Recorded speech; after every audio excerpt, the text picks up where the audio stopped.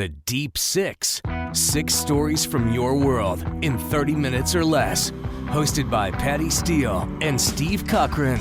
The Deep Six is on. Welcome to the Deep Six. I'm excited about this episode, Patty Steele. Tell everybody where you work and where you are. Wait, why are you excited, especially today? I thought you were excited every week.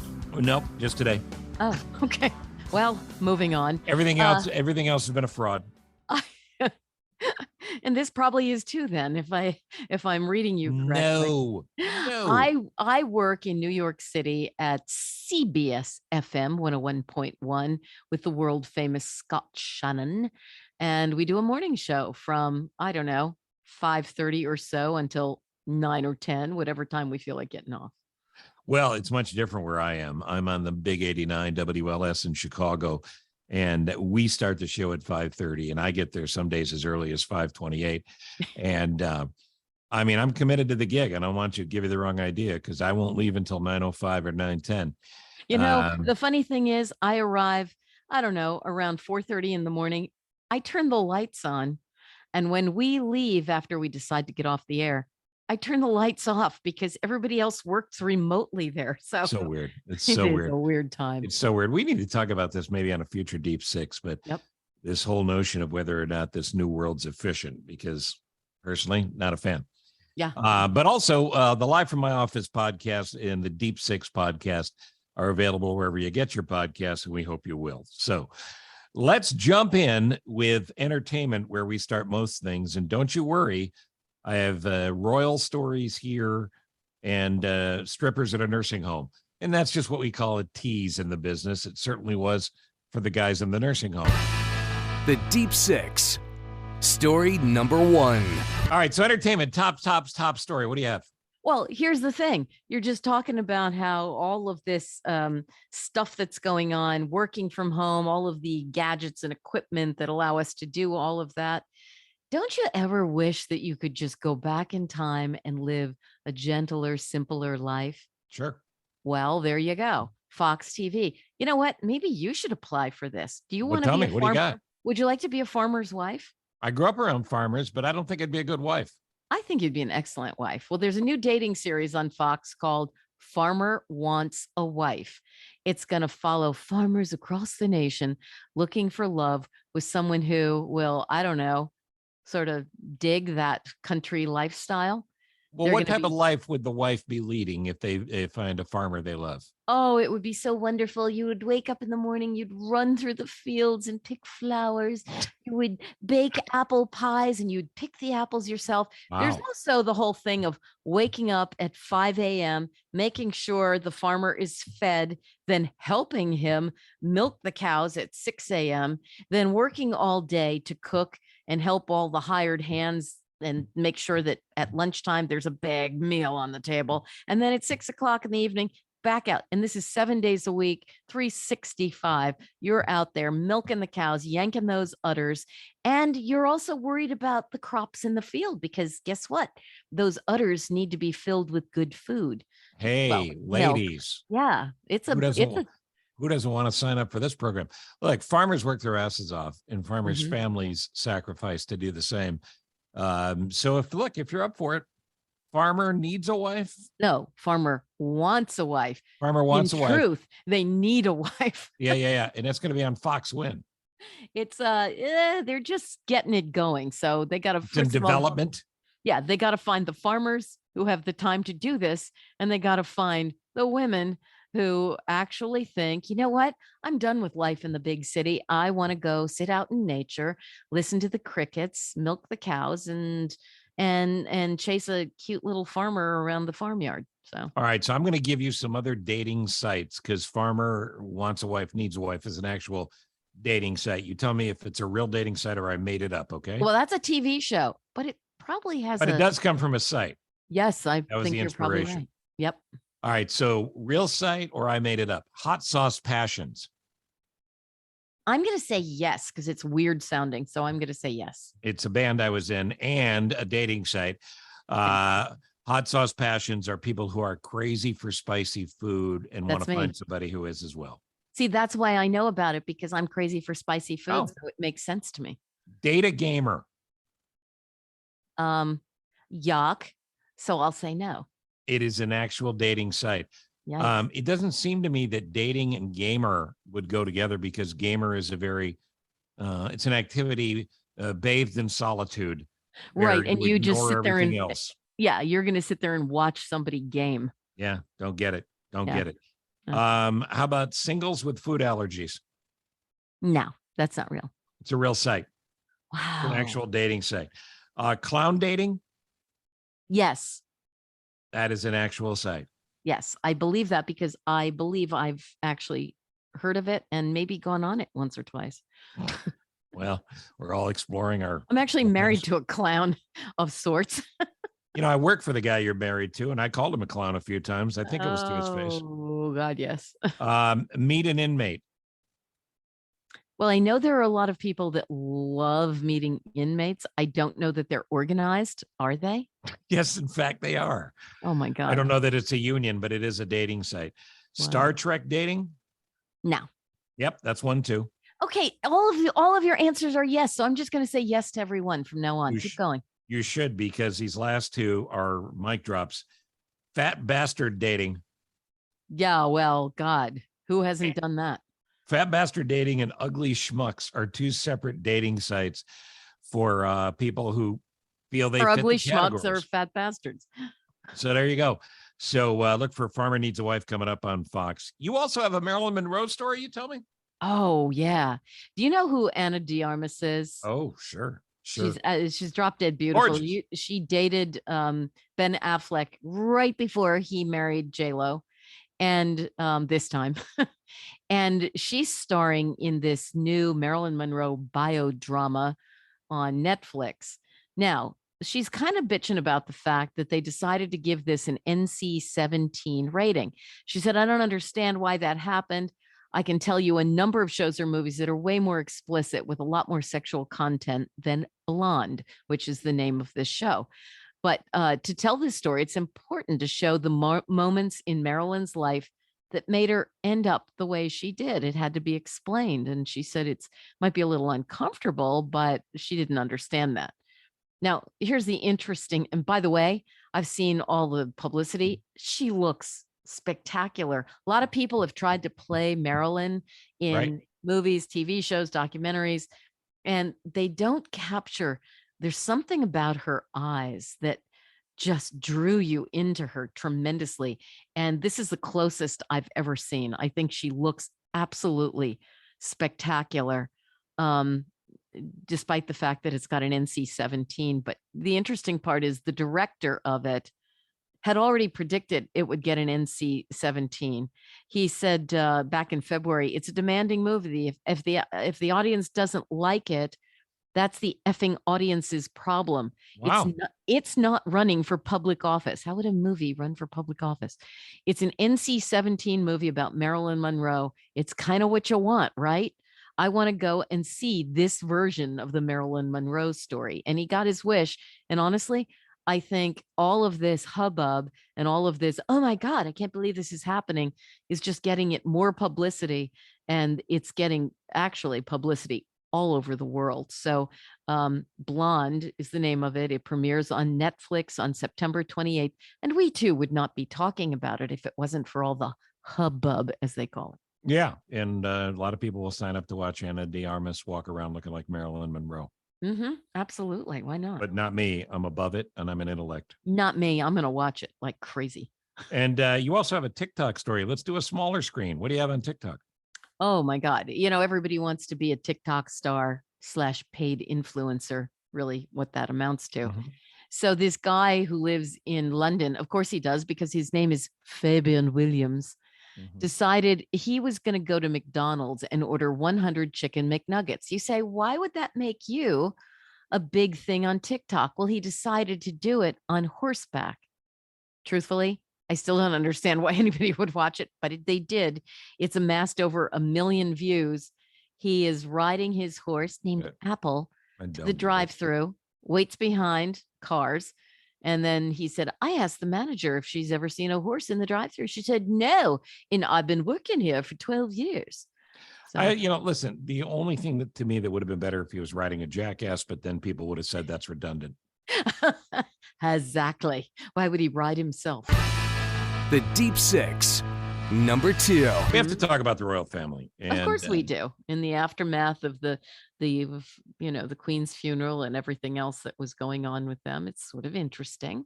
King Charles is his name, and Princess Diana's former butler said some time ago, Paul Burrell is that guy's name, right?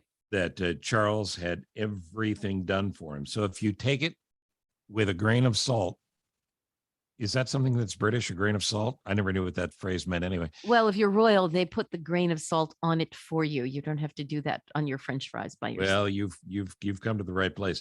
Paul Burrell said when it comes to Charles, his pajamas are pressed every morning. Yes. His shoelaces are pressed flat with an iron.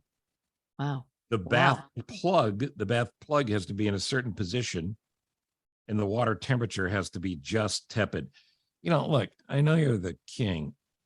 Who's got time to take a bath? And I don't know any grown man that takes a bath. Well, it's also kind of a puss thing to take a tepid bath. Is it? Yeah, get in there. Either take a nice hot bath or take an ice cold bath. But one tepid, or the other. That's a puss temperature. I don't like that. All right. And Charles also is said to have valets squeeze exactly 1 inch of toothpaste onto his toothbrush every morning. Does he measure it? He has supposedly an eye for these things, and if it's not 1 inch exactly, he gets upset. Again, this is coming from Paul Burrell, who is very fond of Diana, and maybe not so much so of Chuck. Yeah, I think an inch sounds like a lot of toothpaste, and it reminds me of the story I was talking to you about earlier about they're saying that when you brush your teeth, you should leave the toothpaste in your mouth, spit it out, but leave the excess. Don't rinse out your mouth. With an inch of toothpaste, your mouth is going to be caked. I don't know if that's a good idea. No, that's exactly right. Yeah, it's like taking the entire tube and shoving it up your nose or in your mouth. Up your nose. Yeah, I don't know why you would do that. That seems odd. But at any rate, Charles has his wants, his way about things, but this one is probably the most unique. I don't disagree with this. I would do this if I could afford to do this. What is it? He takes his own toilet seat with him whenever he travels. 1,000%. Because look, what if somebody's after the royal family? Maybe Meghan Markle decides she's going to spread cyanide on his toilet seat. That's not cyanide. Ew. But I'm with you. And I just am such a germaphobe. In some ways anyway, that I don't want any part of a public toilet seat if I don't have to do it. So if I could take one, I don't know how I'd have it installed. See, that's my fear. Like you get to the hotel and you go, oh God, I really have to go. And you run upstairs and somebody has to unscrew the toilet seat that's there, clean it, because you still have to clean the porcelain, then install the new toilet seat. By that time, you've wet your pants. You know what? I don't think I've thought this through enough, have I? No, you haven't. All right, let me tell you about Prince William, because the cash and prizes are just starting to roll in. And I don't mean it to sound the way I meant it to sound when I said what I said, but it's the only way to explain this in short order. There's a 685-year-old estate that Prince William inherits as the next in line to the throne. That estate is worth $1 billion. Whoa. Is it an estate like as a house or as just everything that land and stuff? The weird part is it's a double wide. No, land and a palace and everything that goes with it. There's probably some foxes for a hunt. There's stuff inside. There's probably paintings. There's I think it does come at $1 billion. I think it comes furnished. Silverware, dishes. Yes, but only forks. I don't know why. It's a weird thing the Brits do. Because someone else cuts their meat for them. That's exactly right. So we're only beginning to understand what sort of wealth trickles down. And I don't know, somewhere I can hear Prince Harry going, wait a minute, I didn't know I could have got that. Megan, what have you done to me? And then I know you're going to love this one because you like me. You're a fan of the Queen. I thought the Queen. I thought she was wonderful. She was elegant and she was classy to the end. Yeah, dignified. She had the ability to not overreact to anything. Right. Except when you tell her she can't watch her favorite TV show. Uh-oh, what's that? here's the story. Her Majesty was a huge David Lynch fan. Really? The director, yeah. Yeah, Twin Peaks. Yeah, in an interview that resurfaced in the light of the Queen's death, Lynch's longtime composer recalled Paul McCartney telling him the Queen was such a fan of Twin Peaks that Paul McCartney had offered to do a private concert with his band at his expense at her birthday party. And At she her said, palace. at the palace, and she said, no, thank you. Twin Peaks is on tonight. She turned down the McCartney concert because she didn't want to miss Twin Peaks. What? She couldn't put it on the VCR and watch it the next night? I don't think the Royal VCR was hooked up then, or it was just flashing 12 like it did everywhere else back then. Okay. Well, what about Paul McCartney? Wouldn't you say, you know what, Queenie, I will show up tomorrow night? I guess. But you know what? In some ways, it's a better story that I know. she I'm just said, sorry. get out. Okay, you're right. You're absolutely right. The Deep Six. All right, let's talk about health, because sadly we lost the Queen, but we all should be thinking more about our health. Don't you agree? Oh, always thinking about our health. Correct. Down the road, maybe we end up in a facility where somebody is taking care of us all the time. And if so, how do we stay active? Well, one nursing home is having to apologize for, I think, an idea that they meant well with.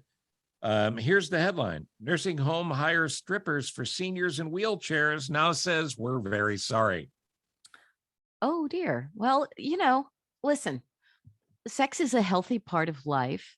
Funny enough, I was just talking to my sister-in-law the other day, and she was telling us about a friend of her late mother's who is still kicking at like 93, 94. And when anybody asks her, how do you look? Your skin is so beautiful and you seem so vibrant. And she says, sex every day. Every day. And she's 94 and 95 years old. So, hey, so they're apologizing for the strippers, but maybe it makes people feel a little more vibrant, a little more alive. But what's a little apple in their cheek? Yeah, I got to say, the apology probably was generated by the fact that well-meaning family members got a little too involved, and the well-meaning family members were offended because they didn't want to think about dear old dad, smiling from ear to ear as boobs were thrust in his face. Right. Wow. Right. Well, dad needs some entertainment too. I vote for dad. Yeah. So if you take away the strippers, what do? Well, here's what you do. You give them a candy bar. I'm going to tell you about the healthiest candy bar. Oh, healthy? Oh, no. The healthiest candy bar. You're not going to be disappointed by this. This is our third topic, health. The healthiest candy bar leading up to Halloween. As a matter of fact, it's a candy bar, and I know you're not a chocolate head like I am. No. But here's a few things that are probably obvious. Smarties are one of the worst candies you can have around Halloween because I don't even know what that is. That's those little chewables that come in a wrap, stacked up, little miniature, like chalk. Well, it depends on the flavor. Right. But they're tart, generally speaking. They're mostly like sweet tarts. Yeah, and they're mostly exactly, and they're mostly composed of sugar. But there is a chocolate bar that is actually best for your health. Now, they're not recommending, the nutritionists are not recommending to go out and only have a diet of this. But Snickers bars are the healthiest candy you can have. You're kidding. No, and Snickers bars are pretty darn good. Why is that considered healthy? 250 calories is reasonable, 12 grams of healthy fat, and 4 grams of protein. A Snickers bar also contains peanuts, which people agree are healthy. Mm-hmm. On the other hand, Kit Kat's slightly lower in both in calories and total sugar, but also has less protein. So in the end, it was a death match, but Snickers beats Kit Kat to the wire and is a healthier choice. So I say when you get up tomorrow, go out and have 3 or 4 of them, people. Yeah. The only problem is like Halloween's coming. And one of the things I love to do is buy full-size candy bars for the little kids that come to my house. You must be. Of course, I only leave my door open for 15 minutes and then I'm done. But, right. But you can't give peanuts. So that's the only problem with it. I hadn't thought about that. Yeah. With the allergies, right? Yep. So I wonder if there's a website for kids that can't have peanuts and want to date later in life. Well, that's an interesting question. And I bet we go to it at some point. Well, you could be. I've got another one for you. You know, Okay. they always say 50 is the new 40, 60 is the new 50, 70 Yeah. is the new 60. Right. How about this? Story from Newsweek, reputable source, hmm said in 10 years, the creators of a new program that aims to reboot your biological age say within a decade, people who live into their 90s will feel like they're in their 40s. What? 90 is the new 40. Well, that's kind of weird because then for those of us who have just passed 40, by the time we get to that time, we're going to have to reverse age in order to still feel 40. Is that That's like a Benjamin Button. Yeah, exactly. That's very cool. What do So we it's have called- to take? Is there anything, any shots we have to get or pills we have to take or? Apparently it's all Snickers. It's all all s- Snickers. You got to have as many as you can. It's Of called the course. Great Age Reboot, and it's started by the chief wellness officer at the Cleveland Clinic, one of the world's greatest health facilities. It is indeed. And it's So called, you- tell me that again. What's the name of it? I'm writing this down. It's called the Great Age Reboot. Okay. And the And Cleveland the Clinic. aim is to sometime in the next 10 years that you're going to be exposed to exponential advances in 14 key areas of aging and to be able to reboot yourself. So you think 60 is now the new 40, 90 will be the new 40 in 10 years. So the bottom line is you just got to live 10 more years. Boy, that is amazing. I Yeah. love Now, that. the problem is, of course, if 90 is the new 40 and everybody continues to live, we'll run out of food. Climate change will hit. There'll be no place to live and no food to eat Wait, unless so you stashed away a Snickers. if you're having a late in life baby at 40 now, could you have a late in life baby at 90? I certainly hope not. Boy, that'd be kind of wacky, wouldn't it? I Imagine certainly- the breastfeeding. Your boobs are like sitting down by your belly button. yeah, the kids playing on the floor. Yeah, no, I get it. I get it. Exactly. You just lean over the crib and they drink. You know, as the official member of the show with boobs who has breastfed, you get to do that line. Oh, thank you. Thank you. Just remember, every word on this show is obviously written. All right, and you're here to tell me that you know when we should eat, and maybe we're making too much of that. Yeah. So this is easy. I mean, this is, well, not easy. It's interesting. Sorry about that. That's fine. No, this is really interesting. There's a new study. You know, first of all, we've always been told, everybody says, oh, you got to have breakfast. If you eat breakfast, you're going to be healthy. It's going to turn on your metabolism. And for the rest of the day, you're going to, and then you eat little small meals for the rest of the day and you're going to lose weight and you're going to feel like really fabulous. Well, scratch that. A new study of overweight folks has found that people burned a pretty similar amount of calories no matter when they ate their biggest meal, which is why I'm going to eat dinner tonight at like 9:30 and I have to get up at 3 a.m. The study said they found no significant impact on the amount of weight loss after they put people on these diets. Some of them ate larger meals in the morning and the rest of them ate whatever the hell they wanted late in the day. They do say for some people, a big breakfast may help you feel fuller for longer. Personal experience, I'm actually hungrier when I have a breakfast. If I skip breakfast, I frequently don't get hungry until late afternoon. If I eat breakfast, that like turns on the hunger and I start munching for the rest of the day. So who knows? Everybody's So listen, I like the idea that we make too much of this stuff and it's everything in moderation and it's Mhm. common sense. Yep. Yeah. Just be smart. And Don't have s- another Snickers. Right. As Are many you as starting you to get can. a sense that every time I say Snickers, I get paid? Yeah, I think so. Mhm. If I say Snickers, will I get paid too? Probably. Yes, you will. Oh, Yes, you will. The Deep Six. Number 4. All right, let's talk relationships for a second. And relationships are tricky Mm-hmm. in all aspects, but when it comes to you and how you feel about yourself, I know what you're going to tell me here because you're a believer in this. We better set some boundaries. And this is item number 4. So here's the thing.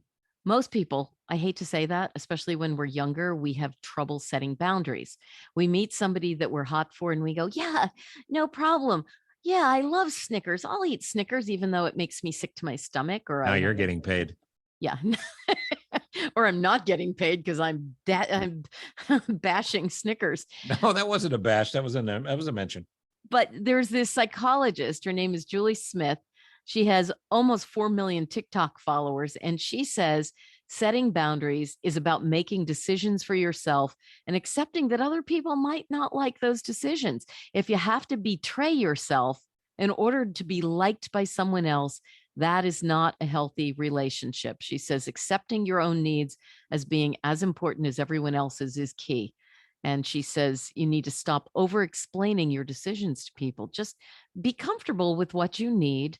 And it's funny because I don't know about you, but that's kind of been a mantra in my life that, I take care of my kids, I take care of my spouse, the house, work, all of that. And then if there's Sure. any time left over, I take care of me. And the bottom line is, if you're not taking care of yourself, you're not effectively taking care of anybody else because you're tired, you're a little bit angry. And I can say that really truthfully. And so what she's saying makes a whole lot of sense to me, that you really do need to ask yourself, what do you need? What's important to you? And then how do you stand up for it? Not in a mean way, not in a I want everything my way kind of way, but that you're not ignoring that inner cry for peace. And that some you're- of us are better at this than others. Sometimes people who are really good at it get written off as selfish. Mhm. But maybe we should take a step back and go, are they selfish or are they better at taking care of themselves than I am? Well, I would like to think that there's a way to do it that doesn't appear selfish, that just appears at peace and calm, and just say, I really appreciate where you're coming from, but, this is where I'm coming from. And we can agree to disagree. Not, you stupid ass, you got to do things my way, Sure. you know? So that is probably as an important a lesson as we've ever given here on the Deep Six. And Well- you should take it and roll with it because generally speaking, you're not learning that much here, but we're glad to help when we can. Well, occasionally we do, don't we? I Huh? think so. The Deep Six. Number 5. You want to hear a great story? I love great stories. Let's call this the feel-good hit of the summer. Mhm. As you know, I'm adopted. And so sometimes it doesn't work out. Yeah. No, I'm adopted, and adoption is a wonderful institution. That's wonderful. But I have a story for you of a man and a little boy. The man is Patrick. He's a divorced dad.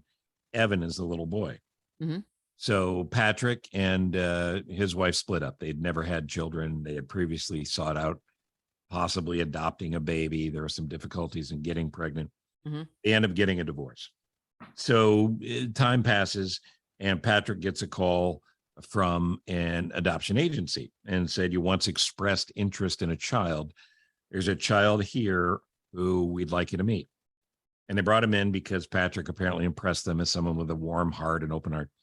Little boy's name was Evan. He was Mhm. always crying, and he was getting older, and seems nobody had adopted him because he threw tantrums and he Mhm. seemed hard to manage even when people were coming through. And Patrick, because clearly, even though we don't know him, sounds like a great guy, he adopted Evan. Oh, wow. He took this little boy that nobody else wanted to adopt. Mhm. And he said it was magic. It was absolute magic. He said the baby came home, his son, he's a single dad, never any issues, never any tantrums, and maybe looking through it with rose-colored glasses. I'm sure there were some rough days, but this was a really good little boy, and it seemed like a perfect match. So fast forward. Little Evan turns 14. Patrick now is 39. All the DNA tests in the world are out. They're easy to take. He goes, you know what might be fun? Let's do a DNA test. Yeah, let's find out who you are biologically. They did the swab. They came back with the results, and the results showed that his DNA was a 99% match with his adopted son, Evan's, indicating he was, in fact, the little boy's real father. And he didn't know that he had a child out there? Didn't know. Wow. Did not know. So the Oh, obvious question, obviously he's thrilled, right. and he finds out there's a reason I'm a perfect match with this little guy who's turned into my 14-year-old son, because I'm his dad. And, Isn't that- by the way, if you're an adoptive dad, it's not that you're not the dad, you clearly are, but now adoptive dad also finds out that this is his blood relative, his son. What an interesting story. Now, the Wow. obvious question is, well, what? How does this happen? Yeah. So Patrick searches out his ex-wife, who still lived in the area. She's moved on. She's married to somebody else, but they have a nice reunion discussion, and he drops this bomb on her. Yeah. And she starts crying, and she said, I didn't know how to tell you I was pregnant when we split up. Wow. Oh, wow. I put the baby up for adoption, and I didn't know. I'm so sorry. I didn't know how to tell you. And then he tells her the story. This is our son, and he is happy, and he's been with me since he was very small. She's bananas. He's bananas. She and the new husband are a part of the 14-year-old's life, and they're all, at least at this point, living happily ever after. Knock me off the chair. Wow. Isn't that a good story? That's a great story. And I didn't know where you were going with it. I love that story. Yeah, it's very sweet. So all I would say is, because I feel compelled to say this anytime I talk about adoption, being an adoptee and having the blessing of connecting with my birth mother and a couple of sisters I didn't know I had later in life. Right. Don't ever question you being the parent as an adoptive mom or dad. You are mom. You are dad. Yeah. I hate that word, real parents. I used it in this case to tell the story in a way that would be understandable. Right. But it's biological. Yeah. It's the biological. Yeah. You are the real mom and dad. Never doubt that. Wow. Because you raised them. But man, what a double blessing there. The Deep Six, number 6. Our final item is in the world of technology, and I'm sure it's warm and fuzzy too, isn't it? No, it's exactly the opposite.